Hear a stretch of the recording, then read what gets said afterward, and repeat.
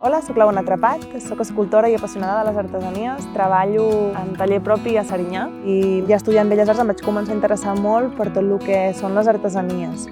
Una mica el que jo us vull presentar és com una introducció al món dels teixits vegetals, a treballar amb materials de la terra i a treballar amb tècniques per usos més quotidians o més artístics, però utilitzar materials i processos ecològics i sostenibles. Entrem al taller i ficarem en marxa les mans. Doncs avui farem el recobriment d'una ampolla amb espart. És una tècnica que s'ha utilitzat al llarg de la història, sobretot perquè l'aigua abans no era tan accessible com ara, llavors el que fèiem era conservar-la bé i vigilar que realment no se'ns trenqués i que mantingués la temperatura, etc. Nosaltres aprendrem aquesta tècnica, que ens serveix per subjectar i forrar l'ampolla i a més és una tècnica que podem fer a altres tipus de peces. Doncs per forrar l'ampolla d'espart necessitarem una ampolla que sigui d'aproximadament mig litre, pot ser una mica més o una mica menys, aigua, que jo la tinc en un recipient o en un xiu-xiu, que per segons quins moments, si el teniu, anirà molt bé. Després tenim el nostre material que farem servir, que en aquest cas és espart, espart picat. És substituïble per qualsevol altre, com ràfia, sisal, corda de cànem o algun que sigui bastant tou de treballar. I el trobem en botigues agrícoles perquè és una fibra que, a més d'utilitzar-se per cistelleria, també es fa servir per lligar tomateres, per fer manats. I llavors necessitem eines supersenzilles, que són unes tisores, idealment d'aquestes més tipus alicates, que tallen molt bé, i si no també unes tisores normals ens serviran, un punxó petit, que si no tenim un punxó pot ser qualsevol tipus de cosa que pugui fer aquesta funció, una cinta mètrica, d'aquestes flexibles de tèxtil, una o dues gomes de pollastre i després un drap va bé, perquè com que treballem amb material moll, sempre va bé un drap de cotó o algun tipus de material així. D'entrada hem de comprovar que l'ampolla que hem triat sigui de la mida que ens doni l'espart. Per tant, hem de ficar l'espart al mig i comprovar que la tira em surt per sobre l'ampolla pels dos costats. Llavors agafarem la cinta mètrica i mediré la part més ampla de la meva ampolla. I aquí em fa 19 centímetres. Per tant, agafo 19 tires. El que haurem de fer és capicuar-les i ordenar-les que siguin de la mateixa llargada. I llavors el que faig és agafar-ne més o menys la meitat i les intercalo, per les capicuo. L'enrotllarem una mica per poder-lo ficar amb aigua, un parell de minuts, 5 minuts, una cosa així. Llavors també necessitarem unes 6 o 7 tires, que és el que farà la teixida. Les embolico també i aquestes també les poso en aigua, sense que se'n barregin els grupets. Ara trec d'aquelles 19 tires, faré 4 grups. Ara començarem a teixir de forma espiral, començant per un centre, que farem com una creu, i després començarem a teixir fent una tècnica que es diu encadellada de dos. Per tant, tinc els meus primers 2 grups aquí i ara aquests 2 altres grups que els col·loco horitzontal. I aquí faig un teixit. Un cop tinc el centre, el que faig és agafar un dels altres que m'he ficat en remull, li faig un doblec a la meitat, no el tallo, sinó que només el doblego, i d'aquesta manera d'un mateix espart he generat dos tires, que seran les 2 tires amb les que teixiré.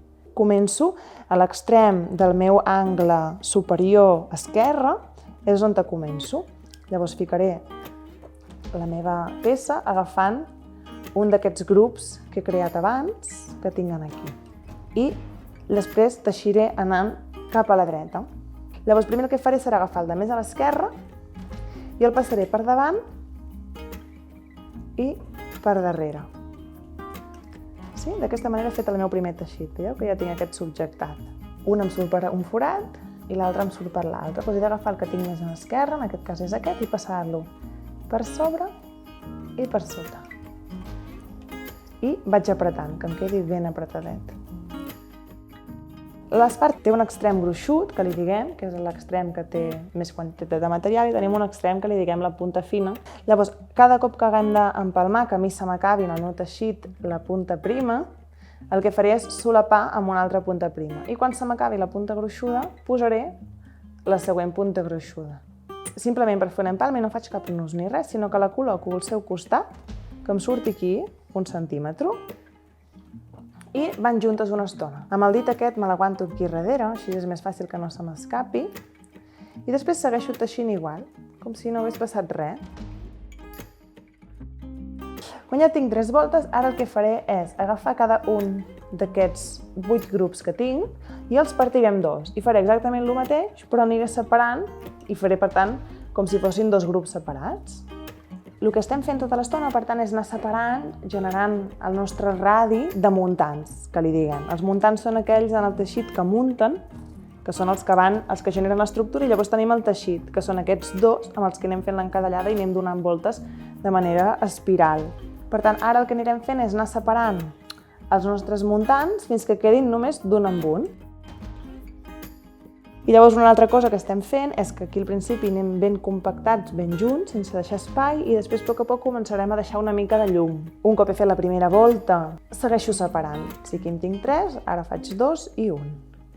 I vaig separant. I aquí puc començar a deixar una mica d'espai de llum, que sigui res d'uns mil·límetres. Ja tenim tots els grups de 2 separats i ara ens quedaran uns quants per acabar de repartir. Doncs ara amb aquesta següent volta m'asseguro que estiguin tots ja repartits de manera individual.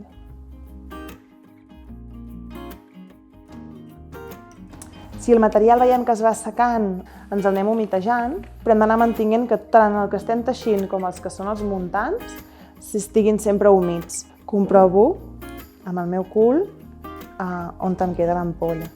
I després el que farem un cop ho tinguem teixit serà girar el nostre teixit, vull dir que la cara que estàvem veient mentre teixíem serà la que quedarà a l'exterior del cul, la que mirarà cap enfora, llavors posaré la meva ampolla dins i els dos amb el que estava teixint els deixo fora i tots els altres els agafo i els lligarem amb la goma aquí dalt de tot i comprovo que estigui ben centrat.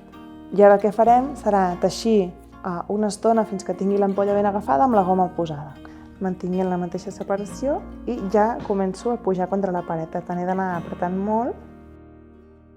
Ara, un cop ja hem anat fent unes quantes passades, veieu que estic deixant com una mica més d'espai cada cop i llavors quan ja tinc un tros que veig que realment l'ampolla ja em queda ben agafada i que el meu teixit m'apreta aquí baix, puc treure la goma i ficar-vos en un lloc que estigueu tranquils per teixir, per treballar i anar teixint.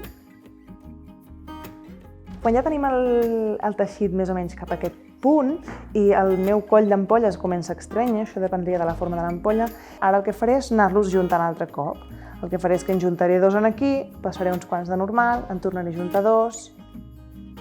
I ara quan ja estic aquí, que estic fent ja les últimes passades, el que faig és juntar els 2 teixits molt entre ells. I ara simplement les deixo aquí al costat. El que farem serà fer la vora o el remate. La vora la farem cap a la dreta. Llavors, el que consisteix aquesta vora és que jo agafo un dels filaments i el passo per darrere del que té al costat i el tiro. I així vaig fent amb tots. Ara quan arribo a l'últim, aquest m'hauria de passar per darrere de l'altre, que estaria aquí dret. Però com que ja l'he baixat al principi, el que faig és, amb el punxó, em faig espai. I ara el passo per darrere, que és el que em faria en el teixit normal. I ara, per acabar de matar, estiro aquest també. I ja tinc fet el remate. I el que farem serà fer tot el polit final. Llavors tallarem totes aquestes tires que ens han sobrat de la vora i a més polirem tot el cos. I aquí tenim l'ampolla. Veieu que cada una surt diferent que l'altra, per tant, jo us recomano que us atreviu a llançar-vos a fer-la i que potser surten diferents, però la singularitat és el que fa que siguin artesanes i que siguin boniques, no? A omplir-la d'aigua i a gaudir-la.